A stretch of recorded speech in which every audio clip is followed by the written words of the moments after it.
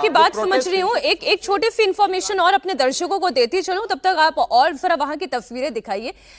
देखिए, जो नियम है उस नियम के हिसाब से होना क्या चाहिए और हो क्या रहा है। नियम यह है कि जो आपके अनट्रेंड मजदूर भी हैं, यानी कि जो जिनके अंदर कोई कुशलता नहीं है, लेकिन जब वो कहीं ज्वाइन करते हैं तो धीरे धीरे उन्हें कुशल बनाया जाता है, उन्हें काम सिखाया जाता है। तो जो अकुशल श्रमिक है उनका वेतन भी न्यूनतम कितना होना चाहिए? 15,220 होना चाहिए। लेकिन यहां पर जो लोग मजदूर हैं वो ये क्या कह रहे हैं कि हमें 10,000 मिलता है, 13,000 मिलता है। कई तो है जो कह रहे हैं कि हमें 10,000 से भी कम वेतन मिलता है। अब आगे देखिए, जो पार्शली ट्रेंड है, अर्ध कुशल जो वर्कर्स हैं उनके लिए 16,781 रुपए न्यूनतम मानदेय है। जो ट्रेंड वर्कर्स हैं उनके लिए 18,501 मानदेय होना चाहिए। तो वहीं जो हाईली ट्रेंड श्रमिक हैं उनके लिए भी 20,000 तक का प्रावधान ये सरकार कहती है।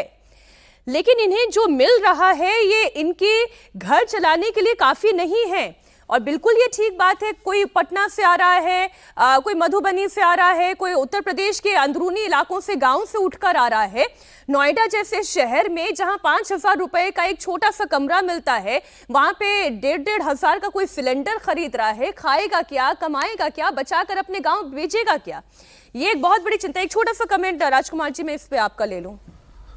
मीनाक्षी जी, बड़ी गंभीर समस्या है ये, और मानेसर में शुरू हुआ था पिछले हफ्ते। उसके बाद जैसे आपने कहा कि 3-4 दिन से नोएडा में चल रहा है, तो सवाल ये उठता है कि 4 दिन में एडमिनिस्ट्रेशन ने, खासतौर पर लेबर डिपार्टमेंट ने किया क्या?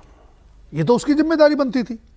उसने कोई कारगर भूमिका नहीं निभाई, कोई समाधान नहीं निकला, इसलिए हालात यहाँ तक पहुँचे।